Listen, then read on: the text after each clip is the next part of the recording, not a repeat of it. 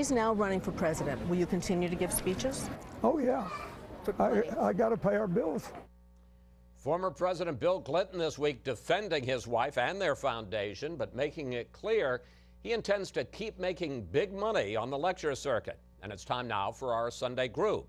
Fox News senior political analyst Brit Hume, Lisa Lerer, national politics reporter for the Associated Press, Michael Needham, head of Heritage Action for America, and Charles Lane from the Washington Post. Well, while Hillary Clinton has still not answered questions about the speaking fees and the big foreign donations, as you saw Bill Clinton did he help or hurt Hillary, Brett? Oh, I think his answer was entirely plausible. I mean, these poor people, I mean, they're only worth about $140 million. Of course somebody's got to go out and hustle to pay the bills while she runs for president. Now, obviously, I don't think he helped. He didn't answer questions. He raised questions.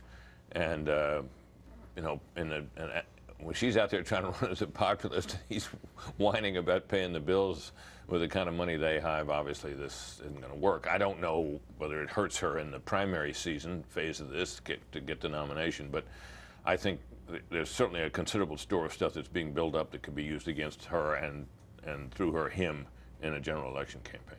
One thing that Hillary Clinton did talk about this week was immigration reform, and she said that she would go even further in deferring deportations than President Obama has, and that led the Republican National Committee to very quickly put out an ad. Take a look at both. As president, I would do everything possible under the law to go even further. We've got to do several things, and I am, adamantly against illegal immigrants. I made this exception basically on humanitarian grounds because of the individual stories, but certainly we've got to do more at our borders, and people have to stop employing illegal immigrants. Now, that latter statement, Lisa, was from back in 2003 when she was a senator. Is Clinton going to have problems with her flips on a number of issues from what she used to believe, or at least say, to what she's saying now? And is this move to the left, because everything seems to be moving from the center to the left, is that going to be enough to satisfy the left wing of her base? Well, so far it has been, right? There aren't so many other options for the left wing of the Democratic Party to flock to, and they want to, like everybody who plays in politics, they want to win. So they're going to go with a candidate that's more viable. A lot of what I think Hillary Clinton is trying to do here is keep the Obama coalition together, right? Obama built this broad coalition, so you see her trying to do that on immigration, to keep that degree of turnout with Latinos. With the Baltimore speech was aimed at African Americans, keep the turnout there. She made a speech in Silicon Valley several weeks ago that was really aimed at women in tech. So I think that's what she's doing here. She's trying to reassure critics on the left and the left party overall, the Democratic Party overall, that she will keep that coalition together and that it's a winning coalition. Clinton has taken a lot of heat these last couple of weeks on emails, on the big money, the Clinton cash, as it's being called as a short phrase. But take a look at this poll that came out this week from the New York Times. In March, her favorability rating was -11. She had 26% support, people saying that they had a favorable opinion of her. Now it's -1 with 35% support. Michael, has she weathered the storm? Well, we'll see, and it depends. I think that one of the things that will come into play here is the American people are extremely cynical about Washington, D.C. and the kind of cesspool of corruption and favoritism that it's become. You actually see it in Hillary's launch video, where she says in the very first sentence she speaks, the deck is stacked in favor of those at the top.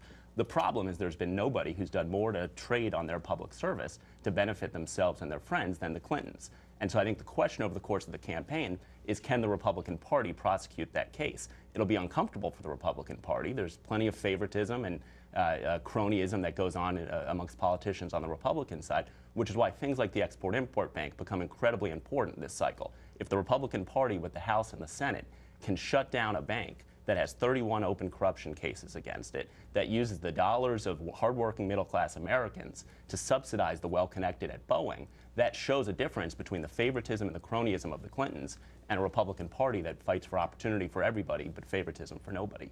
Chuck, your read, has Hillary Clinton been damaged by the private emails, the Clinton cash, or not? You know, there's The poll number you just showed would suggest the answer is no, she hasn't been damaged, arguably even enhanced, but I think it has damaged her in the following sense. I think it's undermined a little bit the morale of her own supporters who are looking at this situation and saying, oh my God, you know, are we going to have to spend the next year and a half doing nothing but playing defense and all this stuff? Why couldn't they control themselves? Why couldn't they just not make 100 million? Why wasn't 50 million enough? You hear a lot of that undercurrent. And even though we were all kind of snickering at the Bernie Sanders challenge, it's not serious, et cetera, you know, it gave him a talking point when he came out of the box. It's something he's going around Iowa talking about. And, you know, I think that any candidate would tell you they'd rather have no negatives of this size out there against them than this one. And I think it's going to be a bit of a bleeding ulcer on her campaign.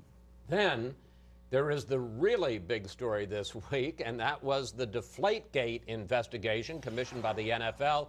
And here's what they ended up concluding. It is, talk about legalistic, it is more probable than not that Tom Brady was at least generally aware team employees took the air out of his footballs.